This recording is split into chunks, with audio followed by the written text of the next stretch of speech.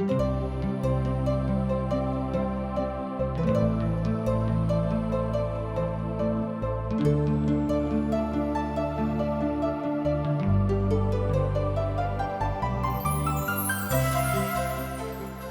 में लिखल अछि, एहन सेहो मार्ग अछि तऽ मनुख के सीधा मालूम होइ छनि, मुदा अंत में मृत्यु भेटै छनि। इस समय अहाँ TWR द्वारा प्रस्तुत कार्यक्रम आशक इजोत देख रहल छी। यह कार्यक्रम मृत्यु सँ जीवन के दिस अहाँ के ल जयबा के लेल अछि। कृपया देखू और सुनू, जाय सँ परमेश्वर अहाँ के जीवन सफल बना देथि। आशा के इजोत मैथिली कार्यक्रम में एक बेर और हम अहाँ के अभिनंदन यीशु मसीह के मीठ पवित्र नाम में कह रहल छी। हमर पूर्ण विश्वास अछि जे अहाँ सब खूब नीके सुखे होइब आ परमेश्वरक महिमा में आगाँ बढ़ैत होइब। हमर मित्रवर, हमर भाई बहिन, अब हमरा सब एठाम देखैत छी जे परमेश्वरक महान काज लोगक जिंदगी में होइत रहैत अछि आ ओहि काजक मूल्यांकन मनुष्य जाति पवित्र पोथीक अध्ययन सँ कऽ सकैत छथि। हमरा सभक जिंदगी में तरह तरह के नीक काज होइत अछि, तकर मूल्यांकन जँ हमरा लोकनि पवित्र पोथीक अध्ययनक साथ करब तऽ बातक हमरा लोकनि देख सकैत छी। मकुदुनिया और यूनानक यात्रा आब हमरा लोकनि देखैत छी साधु पौल कऽ रहल छथि। इफिसुसक अपन अनुभवक बाद साधु पौल मकुदुनियाक दिस आबि जाइत छथि आ साधु पौल इफिसुसक कलीसिया जे बड्ड भावमयी विदाई देने रहनि तकरा विषय में ओहिठाम गुणगान करैत छथि। अर्थात जहन साधु पौल इफिसुस से विदा हुआ लगलाह, ओहिठामक मंडली साधु पौलक खूब भावमयी विदाई देलनि। जन हुल्लड़ थमि गेलै तहन पौलुस चेला सभक बजा कऽ समझाबैत छथि और ओहिठाम से विदा भऽ कऽ मकिदुनियाक दिस चलि गेलाह आ ओहि संपूर्ण देश में होइत आ हुनका सभक समझाबैत यूनान में आबि गेलाह। एहि बातक हमरा सब प्रेरितक पोथी से देख रहल छी। एकर अर्थ तऽ इएह भेल जे ओ सब एथेंस और कुरिन्थ में अयलाह। एहिठाम हमरा लोकनि देखैत छी कि आ जहन 3 मास रहलाक बाद जहन ओ जहाजक ऊपर सवार भऽ कऽ सूरियाक दिस जयबाक लेल तैयार भेलाह, तहन ओ मकुदुनिया होइत घुरि अयलाह। एहि बातक सेहो एहिठाम बतायल गेल छै। बिरियाक पुनर्वासक पूत जे छलाह तकरा विषय में एहिठाम सेहो बतायल गेल छै। बिरियाक पुरुषरक पुत सोपुत्रुस और थिस्सलुनीको दऽ कऽ होइत ओ सब आबैत छलाह। एहिठाम जतेक लोकक नाम देवल गेल अछि ओ सब पौलुसक प्रार्थनाक कारणे मसीह में आयल छलाह।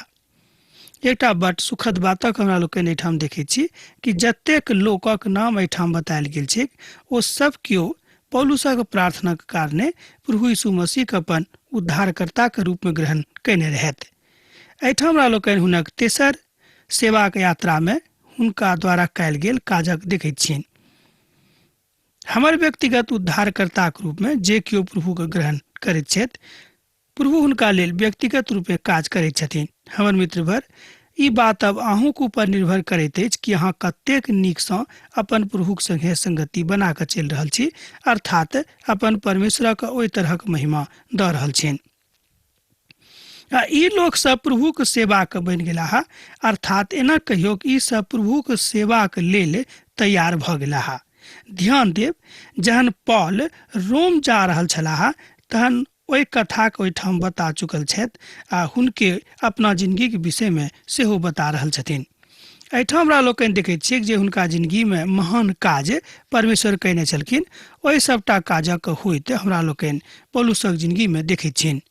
हुनका एथेंस और कुरिन्थियो में रोकल गेल रहनि, तहन एहिठाम तमुसिलक होत गेल आ फरास और सब ओहिठाम छलाह। एहि तरह ओ अपन तेसर सेवकाई के यात्रा के आरंभ कऽ रहल छथि। ओ आगाँ बढ़ि कऽ त्रोआस में हमर बाट जोहैत छलाह। एहि बातक हमरा लोकनि एहि पोथी के 5म पद में देख सकैत छी। त्रोतस जाय सँ पूर्व ओ अर्थात पौलुस डॉक्टर लूकाक संगे छलाह। एहिठाम हुनका संगे सेवाक काल आरंभ होइत अछि, अर्थात एकटा झुंड सेहो बनि गेल रहनि। एहिठाम जे झुंड बनि कऽ तैयार भेल रहै ओ परमेश्वरक सेवकाई के महानता के विषय में बताबैत अछि। अर्थात डॉक्टर लूक के सेहो हमरा सब एहिठाम हुनक एहि यात्रा में शामिल देखैत छियनि। एहिठाम हमरा लोकनि देखैत छियै कि ओ हुनका संगे छलाह आ परमेश्वरक महिमाक वृत्तांत करैत हुनका मुख से जतेक सुनलखिन तकरा विषय में एहिठाम ओ बखान कयने छथि। तैं पवित्र पोथी के बहुत विद्वान सब एहि बातक कहैत छथि कि प्रेरितक पोथी के रचना काल में एहि बातक खूब पूर्ण रूपेण ध्यान देवल गेल अछि जे मंडली के मजबूती होयबाक लेल बा एना कहियो कि मंडली के मजबूत करबाक लेल जतेक स्तंभक आवश्यकता थिक ओहि सबटा के साधु पौल ओहिठाम आनि कऽ राखि देने छथि। एहि तरह प्रभु के काज करैत आगू ओ जा रहल छलाह आर अपन महिमा ने मुदा परमेश्वरक महिमा करैत लोक के बताबैत छलखिन कि प्रभु यीशु मसीह अहाँ सब प्रेम करैत छथि। सप्ताहक पहिल रोज जहन हमरा सब रोटी तोड़बाक हेतु जोर भेलहुँ हैं तब पौलुस जे दोसर दिन जाय पर छलाह हुनका सँ कथा कैलथि आ जा कऽ छलाह ओ अर्घ राति में हुनका करैत एहि बातक देखलखिन। एहि बातक अहाँ 7 पद में देख सकैत छी। जँ अहाँके लग पवित्र पोथी अछि तऽ अहाँ देखियौ। हमहूँ एक बेर अहाँके संगे देखैत छी। सप्ताह के पहिल रोज जहन हमरा सब रोटी तोड़बाक हेतु जोर भेलहुँ हैं तब पौलुस जे दोसर दिन जाय पर छलाह हुनका सँ कथा कैलथि आ जाय पर छलाह ओ अर्ध राति धरि कथा करैत रहि गेलाह। एहिठाम हमरा लोकनि देखैत छी एकटा आम या सार्वजनिक मानवीय प्रक्रिया। किएक तऽ जहन हमरा सबके भेंट कोनो एहन प्रिय लोक से बहुत दिनक बात होइत अछि तऽ हमरा लोक के पता नहि लागैत अछि कि राति कतेक भऽ गेल आ कथा करैत करैत भिनसरो सेहो कऽ दैत छी। मुदा एहिके बादो मोन नहि अघाबैत अछि आ नहि मोन भरैत अछि। यह बात एहिठाम हमरा लोकनि देखैत छी जे एकटा आम सामान्य मानवीय प्रक्रिया थिक से पौलुसो के जिंदगी में एहिठाम होइत कार्यान्वित होइत हमरा लोकनि देखैत छियनि। एहि पदक विषय में बहुत किछु बाजल जा सकैत आ अपन अर्पणक विषय में सेहो अहाँ बाजि सकलहुँ हैं कि अहाँ कतेक बेसी अपन प्रभुक लेल अर्पित जिंदगी बिता रहल छी। हमर भाई बहिन, समर्पण मनुष्य जाति के जिंदगी के एकटा महान कथा तंत्र थिक। तकरा जँ अहाँ छोड़ि देब तऽ बिनु समर्पणे अहाँ कोनो काज नहि कऽ सकलहुँ हैं। मान लियो जँ अहाँ अपन परिवारों को खूब नीक सँ चलाबे के इच्छा राखैत छी तऽ परमेश्वरक ओहि समर्पणक अहाँके परिवार में देखौनाइ बड़ जरूरी अछि। जँ एहि काजक अहाँ नहि कऽ रहल छी तकर मतलब यह भेल कि परमेश्वरक संगति के जे अहाँके जिंदगी में होबऽ वाला अछि तकरा अहाँ अवमूल्यन नहीं कऽ रहल छी। हमर भाई बहन, जिंदगी के मूल्यांकन एहि द्वारा भऽ सकैत छै जेना साधु पौल अपन जिंदगी के मूल्यांकन कऽ रहल छथि जे आत्मिक जिंदगी में परास्त होयबाक आवश्यकता नहीं थिक। भऽ सकैत छै कि संसारिक रूपे अहाँ परास्त होयब, बहुत गरीब लोक होयब, मुदा आत्मिक रूपे अहाँके परास्त होयबाक जरूरत नहीं थिक। यह बात साधु पौल एहिठाम बता रहल छथि जे मनुष्य जाति के जिंदगी के लेल बड़ जरूरी थिक। तथापि मनुष्य एहिठाम ओहि तरहक बातक कऽ रहल छथि जे अहाँके लेल बड़ जरूरी अछि। तहन अहाँ देखैत छी कि साधु पौल हुनका जिंदगी में आबि कऽ परमेश्वरक महिमा के देखा रहल छथि जे बड़ नीक आ बड़ गुणकारी अछि।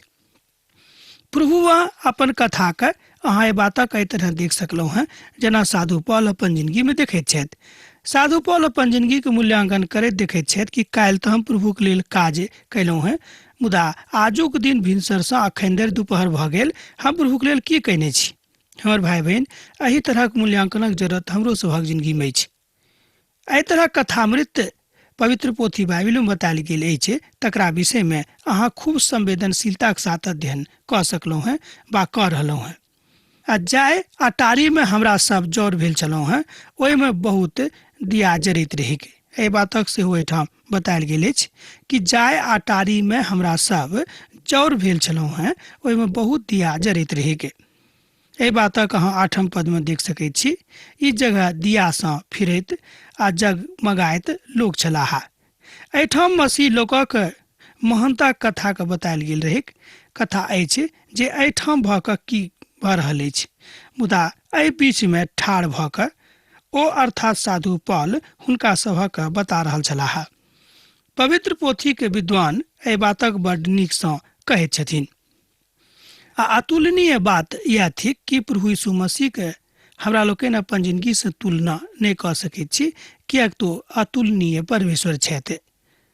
तकरा विषय में हमरा लोकन पवित्र पोथी में देखे छी कि पिता परमेश्वर हुनका समस्त बातक ऊपर महान बना दिलेन, अर्थात समस्त काजक ऊपर हुनका अधिकारी बना दिलखिन। तहन हमरा लोकन जे झड़ोखा पर बैस कर सुसमाचार सुने वाला के देखे छी, ओ ओते सँ खसि पड़लाह, कियाक तऽ हुनका झपकी आबैत रहन। मुदा ओहि ठाम से खसि पड़लाह आ लोग कहलनि कि ओ मरि गेला। एहि बातक हमरा लोकनि पवित्र पोथी के अध्ययन में देखे छी, प्रेरितक पोथी तकर 20 अध्याय तकर 9 पद में। जँ अहाँक लग पवित्र पोथी बाइबिल अछि तऽ अहाँ खोलि कऽ देखियौक। एहिठाम एहि तरह बतायल गेल छैक। आ यतुसूस नामक एकटा जवान झड़ोखा पर बैस कऽ एहि कथा के सुनैत रहैत आ कनेक कालक बाद गहीर निद्रा में आबि गेलाह आ झुकऽ लागलाह आ अटारी पर सँ खसि पड़लाह आ हुनक एहिठाम मुअल पावल गेलनि। अर्थात एहिठाम एकटा बड़ घटना भऽ गेलै। जे आदमी सुसमाचार सुनै छलखिन हुनक मृत्यु भऽ गेलनि, कियाक तऽ ओ अटारी पर ऊपरे में बैस कऽ सुनै छलाह, ओ खसि पड़लखिन आ हुनक मृत्यु भऽ गेलनि। मुदा की बात जरूरी अछि? एहिठाम प्रभु यीशु मसीह जिंदगी आ मृत्यु दोनों के दिखा रहल छथि। हमर भाई बहन, जिंदगी में मृत्यु एकटा महान सत्य थिक, एहिमे कनिको संदेह नहीं।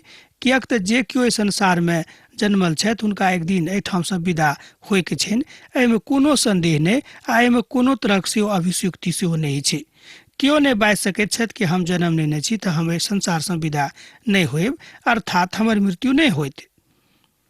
एहि बातक आसानी से सब केओ बुझैत छथि, मूर्ख रे वा विद्वान जे केओ छथि एहि बातक सब केओ विश्वास राखैत छथिन। मुदा पौलुस एहिठाम परमेश्वरक ओहि बातक दिखा देलनि कि जँ अहाँ प्रभु यीशु मसीह के अपन उद्धारकर्ता के रूप में विश्वास राखैत छी तऽ मृत्यु के ऊपर अहाँ विजय प्राप्त कऽ सकलहुँ हैं।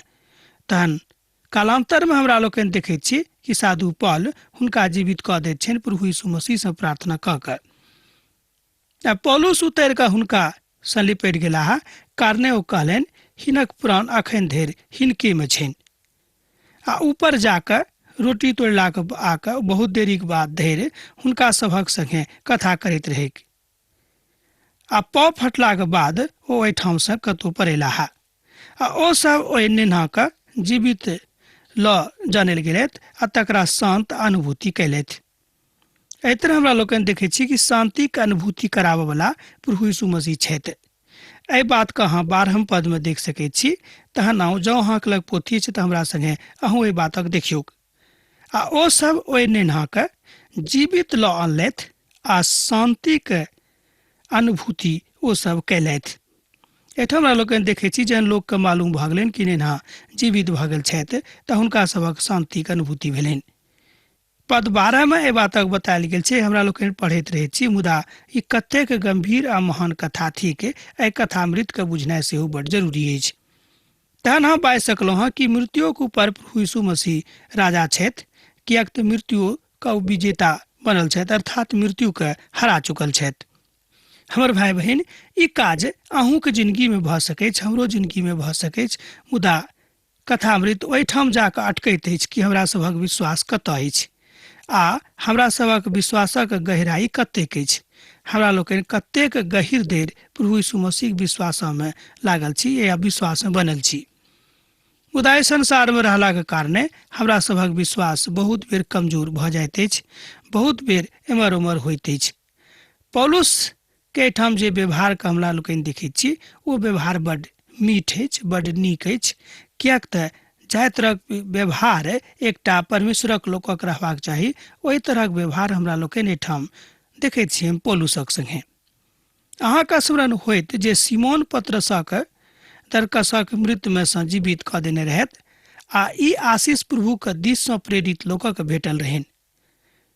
मुदा जहन डॉक्टर लूक एहि कथा के बताबैत रहै, ओ सब बड्ड अचंभा में पड़ि गेल छलाह, अर्थात प्रभु के शांति हुनका संगे आबि गेलनि किछु काल के बाद। हमर भाई बहन, एहि तरह कथा सुनि कऽ कहियो कहियो हमरो सबके लागैत अछि आरंभिक काल में कि ई तऽ कथा किस्सा कहानी जकाँ लागैत अछि, सच्चा नहीं लागैत अछि।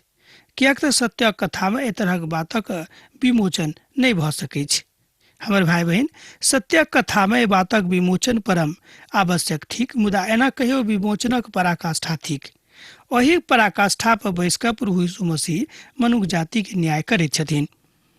एहि कथा के बताबैत जे मनुष्य जाति में परमेश्वरक महिमा अछि सेहो अहाँ देख सकैत छी कि सब मनुष्य जे केओ जीवित छथि हुनका में परमेश्वरक महिमा छनि, किएक नहि ओ पापी रहैके, मुदा ओ नहि बुझैत छथि कि परमेश्वरक महिमा हमरा में अछि आ हमरा की करबाक अछि। हमर एहिठाम कहबाक अर्थ यह थिक कि सब मनुष्य के परमेश्वरक ज्योति भेटल छनि, मुदा ओहि ज्योति के परखि कऽ चिन्ह कऽ प्रभुक संगे चलबाक आवश्यकता अछि। साधु पौल एक साधारण प्रवक्ता के अलावा और किछु नहीं छलाह। साधु पौल अपन कथा के एहिठाम बता रहल छथि।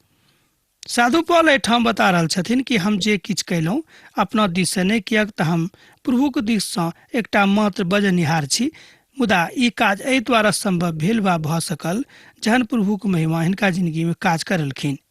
एहिमे हिनको हाथ छनि, किएक तऽ प्रभु से प्रेम राखैत छथि आ पिताक संगे चले वाला लोग छथि। हमर भाई बहन, किछु कालक बाद साधु पौल अपन कथा के ठाम बता रहल छथि कि अहूँ प्रभुक संगे चलू आ परमेश्वरक महिमा के अपना जिंदगी में देखैत रहू। आब ओ सब पुनः यात्रा पर छथि। डॉक्टर लूक आ हुनक सहपाठी सब पैदले असूम नगरक तरफ कदम बढ़ा देने छथि। हम पहिने से जहाज पर ऊपर चढ़ि कऽ अस्सुसक दिस एहि विचार से अयलहुँ हैं जाहिसँ पौलुसक ओ बादे में चढ़ा लेथिन, जाहिसँ ओ अपन ऊपर पैदल चलय वाला छलाह। एहि बातक अहाँ 13 पद में देख सकैत छी। एहिठाम एहि तरह बतायल गेल छैक, हम पहिने से जहाज पर ऊपर चढ़ि कऽ अस्सुसक दिस एहि विचार से अयलहुँ हैं जाहिसँ पौलुसक ओ बाटे में चढ़ा लेथिन, जाहिसँ ओ अपन ऊपर पैदल चले वाला छलाह। अब ओ सब एहिठाम बड़ कथा के बता रहल छथि, बा एना कहियो कथा के बड़ पैघ पृष्ठभूमि के बता रहल छथिन। एना कहियो सोच गप में कि कथा के ओहि बातक बता रहल छथि जे एहि कथा के मूल तथ्य थिक। हमर भाई बहन, एहि कथा के मूल तथ्य यह थिक कि प्रभु अहाँक संगे छथि। पौलुस अहाँक संगे रहता तैयो बड़ बढ़िया आ नहीं रहता तैयो बड़ बढ़िया। जौ प्रभु अहाँक संगे छथि तऽ अहाँक संगे प्रभु छथि। एकर मतलब यह भेल कि परमेश्वरक प्यार अहाँक लग में अछि आ अहाँ परमेश्वर वा आगू जा सकैत छी। तथापि मनुष्य जाति एहि बातक नहीं बुझैत छथि आ ओ स्वयं के खूब पैघ बुझि कऽ एहि तरह काज करैत रहैत छथिन। जहन ओ अस्सुस में हमरा भेटैलथि तहन ओ हमरा चढ़ा कऽ मितुलै में अयलाह आर ओतऽ सँ जहाज खोलि कऽ हमरा सब दोसर दिस ख्यूसक सन्मुख में पहुँचलहुँ हैं आ ओहिठाम से सामूस में सँ बढ़लाह आ बिलितिस में हमरा सब अयलहुँ हैं। एहि तरह हमरा लोग देखै छी कि साधु पौल अपन यात्रा में एक नगर से दोसर नगर में, एक गांव से दोसर गांव में आ एक ठाम से दोसर ठाम में जा रहल छथि आ हुनका ऊपर धून सवार छनि सुसमाचारक प्रचार, अर्थात परमेश्वरक महिमा के लोक के बतौने। प्रभु यीशु मसीह के प्यार जे मनुष्य जाति के लेल अछि तकरा खूब खोलि कऽ रखनाइ कि प्रभु अहाँ से कतेक प्रेम राखैत छथि। हमर भाई बहन, पवित्र पोथी बाइबल में बतायल गेल छै कि परमेश्वर कहियो नहीं बदलता, ओ बदले वाला नहीं छथि, तैं परमेश्वरक प्रेम सैत घड़ी एहि तरह के होइत अछि। एहिठाम भौगोलिक पृष्ठभूमि के अलावा मनुष्य जाति के मानवीय प्रतिमूर्ति के सेहो बतायल गेल छै, अर्थात अहाँ के प्रतिभूति अहाँ के कोहन तरह के अछि, अर्थात अहाँ के जिंदगी के सिद्धांत आ तकर आधार की अछि। अहाँ अपन जिंदगी के सिद्धांत आधार की बनेलहुँ हैं आ जे केओ प्रभुक नहीं मानैत छथि हुनक की विचार छनि, ओ किएक नहीं मानैत छथिन, अर्थात हुनक की विचार छनि, कोन कारणे ओ सोचैत छथि कि परमेश्वर हमरा साथ नहीं देता। हमर भाई बहन, साधु पौलक एहिठाम हमरा लोकनि देखैत छियनि कि साधु पौल के परमेश्वर खूब सहायता कऽ रहल छथि, अर्थात कोनो परिस्थिति में साधु पौल के परमेश्वर नहीं छोड़ि रहल छथि। यह बात आजुक दिन परमेश्वर अहूँक संगे कऽ सकैत छथिन। तथापि मनुष्य जाति एहि बातक खूब नीक सँ वा गंभीरता सँ नहीं लैत अछि आर ओ मिलेतुस सँ इफिसुस में कथोजा के पठा गेल अछि और कलीसिया के प्राचीनक बजौलथि। एहिठाम हमरा लोकनि देखैत छी कि ओतऽ पहुँच कऽ अर्थात मिलेतुस में पहुँचलाक बाद इफिसुस में जे केओ छलाह ओहिठामक धर्मवृद्ध के आ जे मंडली के प्राचीन छलाह अर्थात पुरोहित सब छलाह हुनका बजौलखिन। एहि बातक अहाँ 17 पद में देख सकैत छी। जँ अहाँके लग पवित्र पोथी बाइबिल अछि तऽ हमरा संगे अहूँ एक बेर देखियौक। आर ओ मिलेतुस एफिसुस में कहा के पठौलथि, जाहिसँ और अकलितियासँ प्राचीनक ओसभ बजौलखिन। इफिसुस का जँ अहाँ मानचित्रक ऊपर देखबै तऽ पाएब जे इफिसुस एकटा छोट टापू छल। जँ अहाँके इफिसुसक विषय में देखै छी तकर पृष्ठभूमि एहिठाम एहि तरह बतायल गेल छै कि इफिसुस एकटा एहन प्रतिमूर्ति बातक बताबैत अछि जाहिमे हमरा लोकनि परमेश्वरक ओहि बातक देखैत छी कि परमेश्वर कोनाक साधु पौलके एक ठामसँ दोसर ठाम लऽ गेलनि आ एक ठामसँ दोसर ठाम लऽ जाकऽ हुनका हाथसँ अपन काज करौलथि, किएक तऽ इफिसुस एकटा छोट टापू छल। 18 पदसँ लऽ कऽ 21 पद धरि एहि बातक बतायल गेल अछि जे प्रभुमे साधु पौल एहि कथाके बता रहल छथि। प्रभुक महिमा अछि जे अहाँ आगूमे छी, किएक तऽ ओ अहाँसँ प्रेम राखैत छथि, एहिमे संदेह नहि अछि। साधु पौल प्रभु यीशुके गवाही दैत एहि कथाके पुष्टि करैत छथि कि प्रभु यीशु मसीह संपूर्ण मनुष्य जातिक लेल उद्धारक द्वार खोलने छथि, अर्थात प्रभु यीशु मसीह कारणे संपूर्ण मनुष्य जातिक लेल उद्धारक द्वार खुजल अछि। एहि बातक ऊपर अहाँ विश्वास कतेक करैत छी से अहाँके ऊपर निर्भर करैत अछि। हमर भाई बहन, सत्यापित भावना एहिठाम इएह भेल कि जेना साधु पौल प्रभु यीशु मसीहके लेल पागल जकाँ एक ठामसँ दोसर ठाम घुरि रहल छथि, यह धुन हमरो सभक रहबाक चाही। विशेष रूपे आजुक मंडलीमे एहि तरहक धुनक अभाव हम देखैत छी। हमरा लगैए कि लोग परमेश्वरक प्रेमके बिसरा रहल छथि बा हुनक प्रेम घटल जा रहल छनि। एहि तरहक बात सेहो एहिठाम बतायल गेल अछि। साधु पौलक एहिठाम जे बात परमेश्वरक दिससँ बतायल गेल अछि तकरा हमरा लोकनि एखन अध्ययन कऽ रहल छी। हम अहाँके सब किछु कऽ कऽ देख सकलहुँ हेँ। एहि रीतिसँ परिश्रम कऽ कऽ निर्बल लोकक सम्हारब आ प्रभु यीशुके कथाके स्मरण करब आ ओ कहैत रहथि जे लेनासँ देनाइ बड्ड धन्य अछि। एहिठाम साधु पौलक एकटा बातक हमरा लोकनि देखैत छी। एहिठाम साधु पौल कहैत छथि कि लेनासँ देनाइ बड्ड नीक अछि बा बड्ड धन्य अछि। तहन एहि पदक हमरा लोकनि एक बेर देखी। हम अहाँके सब किछु कऽ कऽ देखलहुँ हेँ। एहि रीतिसँ परिश्रम कऽ कऽ निर्बल लोकक सम्हारब आ प्रभु यीशुके कथाके स्मरण करायब आ ओ कहैत रहथि जे लेनाइसँ देनाइ बड्ड धन्य अछि। ई बाजि कऽ ओ घुटना पर गेलाह और सभक संगे प्रार्थना कैलथि। तहन ओ सब बड्ड कानलाह आर पौलुसक संगे गरासँ गरा मिलके हुनका चुमा लिअ लागलखिन। अब आजुक अध्ययन हमरा एहिठाम समाप्त करबाक आज्ञा दिअ, किएक तऽ अहाँसँ विदा होयके काल भऽ रहल अछि। हाँ, पाती लिखनाइ नहि बिसरायब। प्रभु यीशु मसीहके ने सैद घड़ी अहाँके जिंदगीमे बनल रहैक। आमीन। हमर विश्वास अछि कि ई कार्यक्रम अहाँके लेल लाभदायक सिद्ध अछि। हम चाहै छी कि अहाँ अपन आशीषके हमरा संग साझा करू। जँ अहाँके नजीक बाइबलसँ आ जीवनसँ सम्बन्धित कोनो प्रकारके प्रश्न भऽ सकै अछि तऽ अपन समस्याके लेल प्रार्थना करबाके लेल जँ चाहै छी तऽ हमरा फोन नंबर पर जरूर संपर्क कऽ सकै छी। परमेश्वर अहाँ सबके लेल एकटा सुंदर, सुखद, आनंदित दिन प्रदान करैक।